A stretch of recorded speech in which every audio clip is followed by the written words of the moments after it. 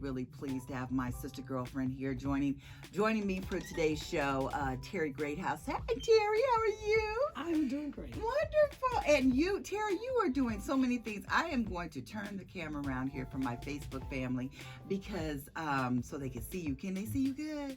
There, how's that? Can you see yourself? Okay, great. So Terri has done so much. She's really a marketing guru, a brand guru. She is speaking all over the country. I've known her. How long have we known each other now? You used to work here at KCB. I mean, I used to say you used to go get the money and bring it to the station. Wow. I mean, you have done so many things, and just a remarkable woman, mom, just remarkable as it relates to her own son, Gabriel. And now you're inspiring other young people in our community. And really, this is your niece that you've inspired her to write a book with you. And the book is called Robyn Hood. So it's a children's book, but tell my listeners about the book. And I think for other business people, because we always call you Miss Believe. I know you have merch. You have merchandise and all about believe. And so you inspire people to believe and carry that faith and that hope so that they can reach a level of true success. And so I just celebrate you, Terri, because I've watched you throughout the years, and there's always something new going on. So the new is the book Robyn Hood that your niece, who's only 7 years old, Yes. is 7 years old, and you all have written this book together. So tell my listeners about the book. Okay, first of all, let me back up a little bit about me. Okay, go now, ahead. Remember, Kim calls me Terri. Yes. That was before the story. After my journey became Miss Believe. Okay, Miss Believe. I did wrap that in there somehow. Yeah. Okay. And so Miss Believe was created based on doubt that I'd had in regards to some circumstances. You know, my son was born happy, healthy, bouncing baby boy. He walked and talked and danced at 9 months. We called him our super genius boy, all of that. And then it happened, Kim. I know. Like a scene out of the hospital emergency room. He got sick. And when that happened, that he stopped talking. And 8 white coats, nurses, teachers, practitioners told me my son would never talk. He would always be nonverbal. How many people know that you can't believe what the experts tell you? How many people know you got to go on a hill called believe it's possible? Okay? And so now today, to bring you up to date. Oh, Gabriel talks. Yeah. Gabriel has his own book called he's half nerd. What we call him is Gabe the Scientist. Okay. Half brainiac, half athlete, half all around cool nerd. He's Gabe the Scientist. And so my niece Robyn was the one who motivated him to write the book. Wow. I didn't know girls motivate boys. Oh, really? Okay. I could have told you that one. And so, Robyn, in 2017, we were going to Texas, and her mother asked me to speak with her because she was kind of feeling blue. She was being bullied at school. I went to Robyn's bedroom. I had to find out what she was listening to, what she was watching, and what she was reading. Kim, she was listening to and watching Little Red Riding Hood. You know the story. Yes. And so she said to me in sad words, she says, why does the grandmother, meaning why does somebody have to come save the grandmother and the little girl? Yeah. See, she realized that this hunter came at the end of the story. Why couldn't they save themselves? Yeah. And I was like, wow, at 7 years of existence, she came up with that. And I said, well, what would you do? She said, well, I would put something in the wolf's cookies and make them fall asleep for 20 years. And I was like, wow, that right there became a possibility, meaning opening, that she realized that she could do something about her situation. So I had her, we call it flip the script and change the story. We went from Cinderella, Rapunzel, Snow White. See, all of those have a reoccurring theme that somebody got to come save you, that you're not strong enough to save yourself. I had her go through all of those books because we're being programmed to think that we're so helpless. Somebody save me, save me. And so when we flipped the script on all those books, she then said, well, can I write my own book? Wow. She didn't qualify it, Kim. Yeah. She didn't say I'm too young, I'm too skinny, she asked, could I write my own book? Yes. I said, yes, you can. Right. And that was the journey. But let me tell you even more. At the time, her mother was going through cancer. So she was being bullied, her mother going through cancer, her self-esteem is shot, and she just wasn't empowered. And that right there, we went through a journey on doing belief coaching, and we started to create Robyn Hood Believe It's Possible. Oh. And it's about, hopefully she's going to call in, she'll tell you about it, but It's about a shiro. Okay? Not a hero. Shiro. Okay. Well, we can say shiro, whatever you want to call it. But I got it. So it's about someone taking control of their own life. At the beginning of the story, it starts off with that her mother, she's crying, just crying, a crying baby. And she cries so hard that the glass breaks. Her mother is so afraid and like, what happened? At that point, her mother had to make a decision. Is this a blessing or is this a curse? You know how something happens to us? We don't know for sure based on who we talk to and who's in our earlobe, if it's a blessing or a curse. Well, her mother decided to take it as a blessing, and she decided to cultivate little Robyn into every time she was getting angry and cry and break the window, she'll automatically sing to her. So Robyn starts to develop the love of singing to soothe her. And so when she does that, she starts to cultivate the gift in her. So the first thing is that she developed the gift inside of her, cultivating. The second thing she did was when she went to school, she found out that everybody may not like your gift, Kim. Yeah. You know, you got plenty of gifts and tools, okay?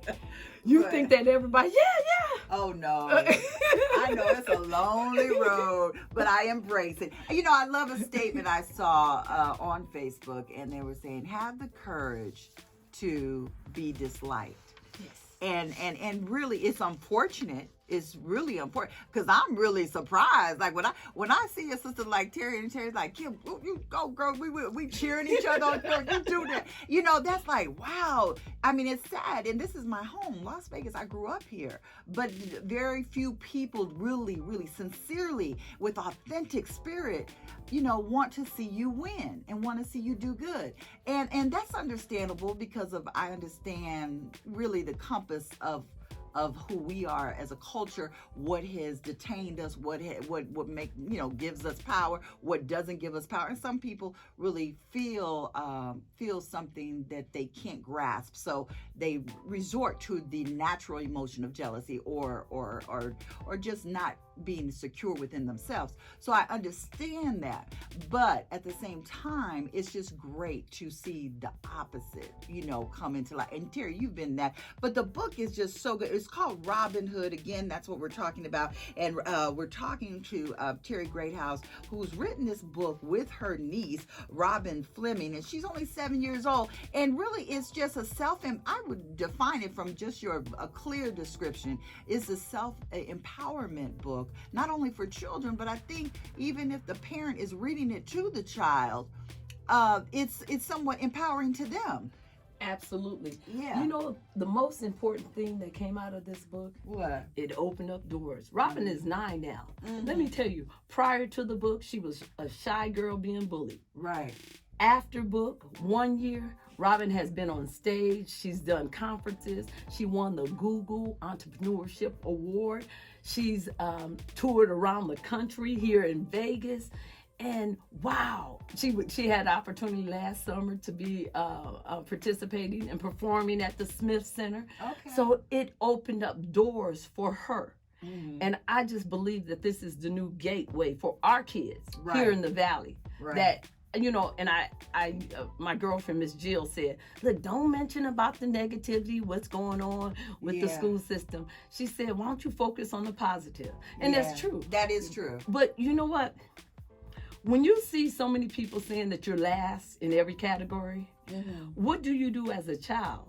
And I say to the parents, the caregivers, or any mother, any teacher, you know you can't, not in this lifetime, we're not going to catch up with the stagger. Right. Okay? Right. But what you can do is create another category. That's and right. so the new category is have your baby co-partner with us and write your own book. Write your own book. Write your own You story. go. And you know what? I was listening to my Morehouse brother, Big Mike. He's known on the national stage. But Big Mike he's always on social media, and he's, an international speaker as well. But Big Mike was talking on the Breakfast Club, and he was talking about self-empowering our children.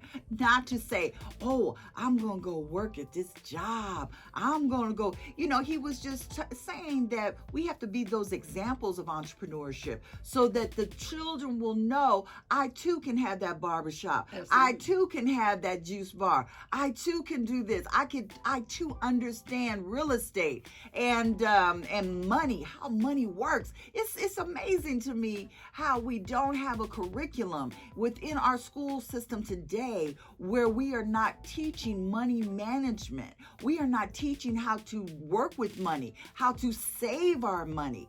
I just don't understand why that is not included within the curriculum for our children. But I just love the creative expression of the written word. Absolutely. And so the fact that we can empower our children to write, and even Black Image Magazine, we have icons in class. So anyone out there that's a young person that would like to write for icons in class, I'm trying to get that back going because once you get published, or any child get published, they can utilize that for their portfolio to get into a college or university to say my writings have been published. And as parents, for us not to embrace those everything we can that we instill into our child to make them better and grow, then boo-hoo on you if you're not doing that, because that's what we should be doing for our children.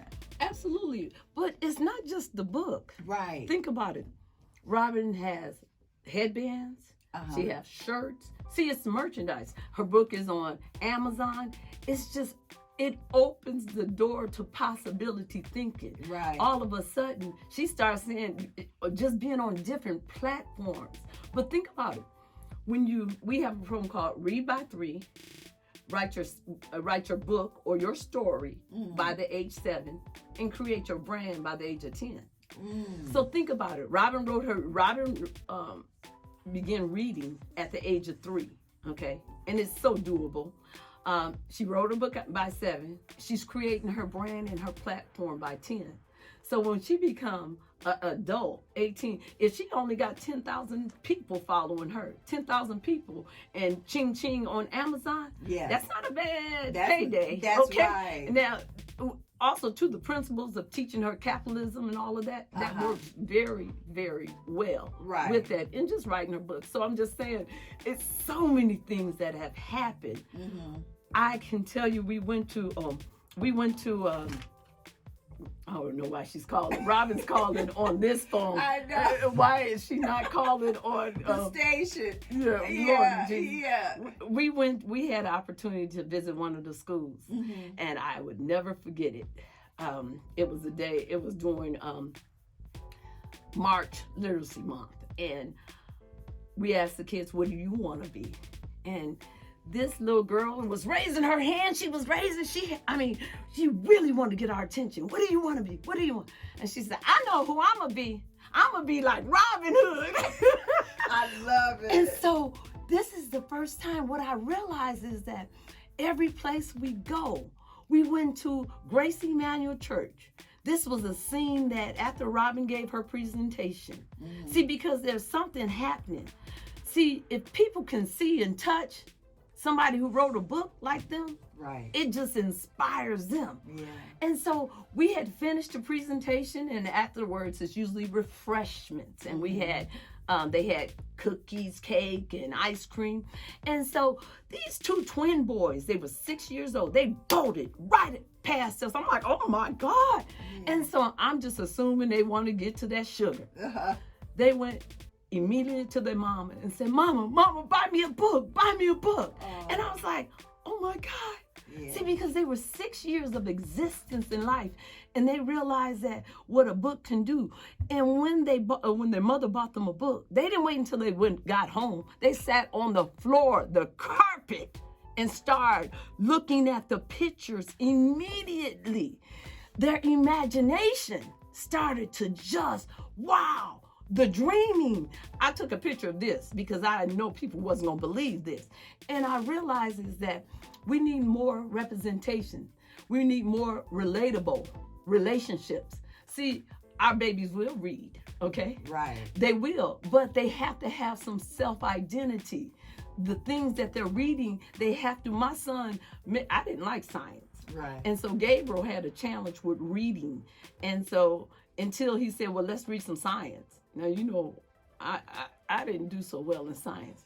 But soon as we started reading science, Gabriel likes reading now. Okay. Because it's self-interest. Okay. Think about it. Right. If I tell you, Kim, I want you to read this medical journal, and it's all white paper with just letters on it, and that's just about it. And it's not anything you could even relate to. Would you want to do it? I don't think so. So we ask our kids every single day to read information that's not even pertaining to them, don't look like them, or they can't even relate to. And so the solution is to create more authors. That's right. And to create your own book, your own story. Yeah. And then if you create your own story, you can grow into your own belief story in your own belief journey. You better believe it. Okay, we have Robyn Fleming, the young lady. She's now 9, and she is the author. And so, Terri, you're the co-author of the book. Yes. Okay, and so Robyn is on the line with us right now. Hi, Robyn. How you doing, honey? I'm doing good. How are you? Oh, I'm wonderful. Listen, I'm so honored that you're on Enterprising People, and I am so very proud of your book and all the things that you've been doing. But tell us, how was the experience in writing the book with your aunt, Terri? The experience was so good. Like, we sold over 2,000 books, maybe, and it's like amazing. Wow, I am so proud of you, baby. And so this is so what is the message? What is the takeaway that you want people to get from your book, Robyn Hood? If you had to say what is the one thing you want people to learn from your book? What is that? That they all have a gift and talent, and that they don't have to listen to what other people say, and that they don't have to lean on what other people say, and they could just go with their gift and talent and be good with it, and yeah. Robyn, give them a little bit of, tell them a little bit about your story and give them a little taste of the song in the book. So, when Robyn was a baby, she woke up screaming so loud that the glass in the mirror broke. Every time when Robyn screamed, her mother used to hold her tight and begin to calm her by singing her favorite lullaby. Hush, baby Robyn, don't you weep. Mama will sing you back to sleep.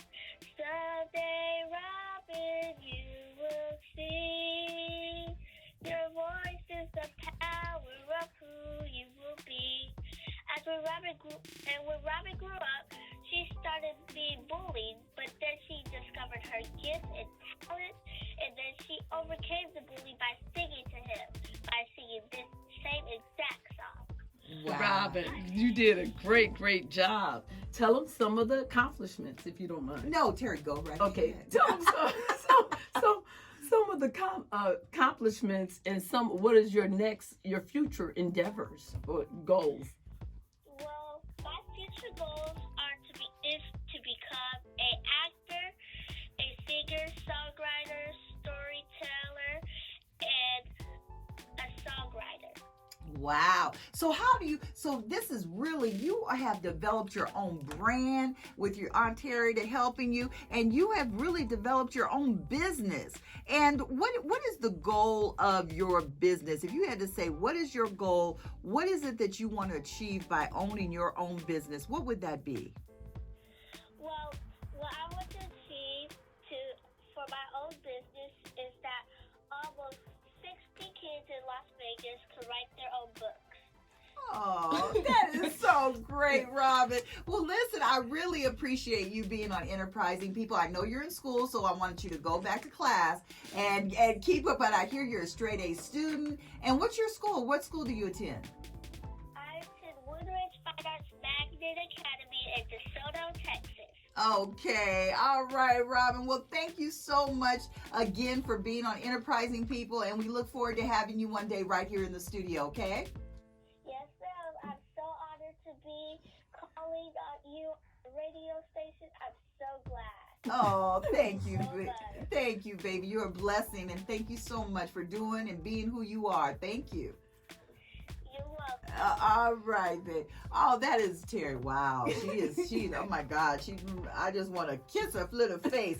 I mean, my God, this is just so great. And that if we can empower our young people right here in Las Vegas to think about writing their story. You know, so often you're given paper, you're supposed to write a thesis or write a paper on something that someone else is dictating to you versus the story within you. Absolutely. Wow, what message that is. Yeah. You know what?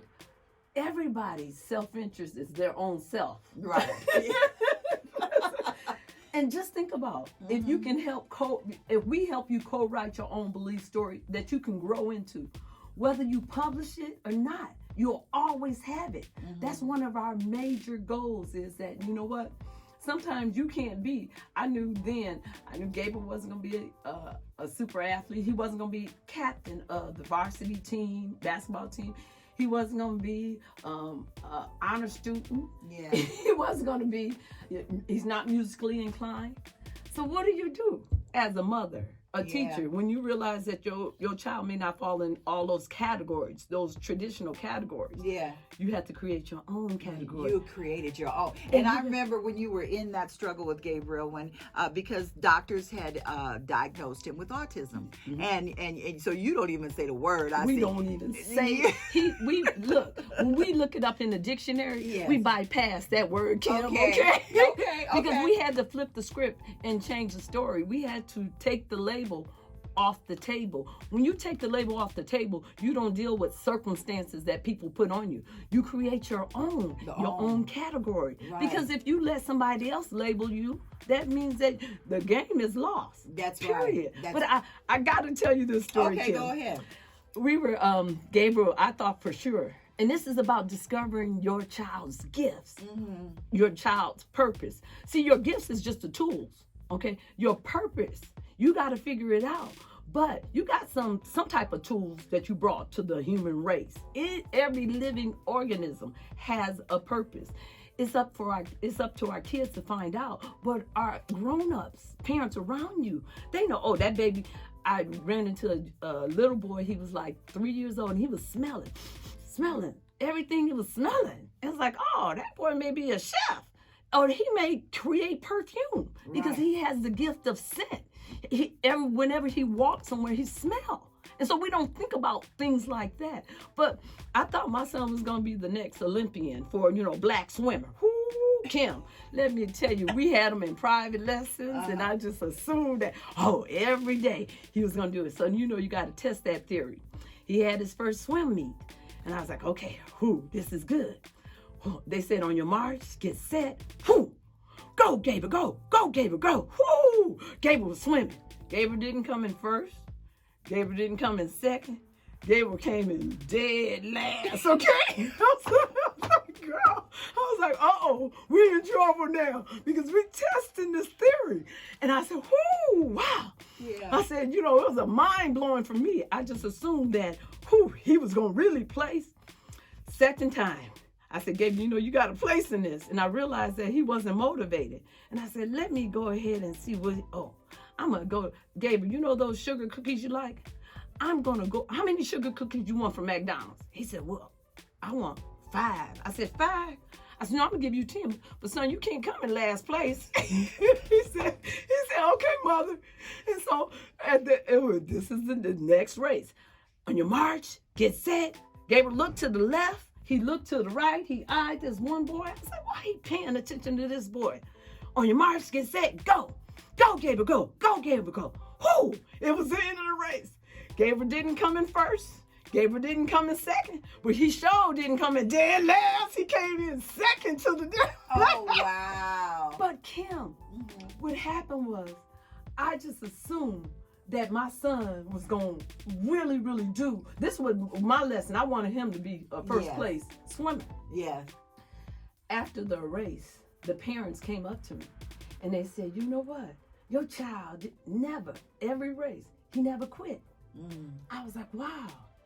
I realized I had instilled in him stick-to-itness. You never quit. You never give up. Never give up. Ever. No matter the That was my question. You answered my final question because I wanted to ask you what gifts have come to you as an entrepreneur from putting and helping the younger people around you. And you just said it, that you know, never give up. Everybody's reachable, teachable, and redeemable. We never give up on our kids. Never give up. That's a wonderful close. Listen, I want to thank you, Terri Greathouse. Again, the book is now. How can people get the book? They can get it from Amazon. Okay, Robyn Hood. Or you can call 702-243-8808. It's Say Robyn, it again. It's Robyn Hood, Believe It's Possible. And it's 702-243-8808. You can call or you can get it on Amazon. Okay. And of course, Gabe's book too. Okay, good. Thanks, Terri. Again, we want to thank. I believe it's a drive now at KCEP. So I want to encourage all the entrepreneurs and business people out there to actually make their donations to KCEP for the drive. We got to keep KCEP going strong. So make sure you give them a call and make your donation. We thank the Southern Nevada Water Authority, Power 88, KCEP, Las Vegas Black Image Magazine, and you too for being enterprising people.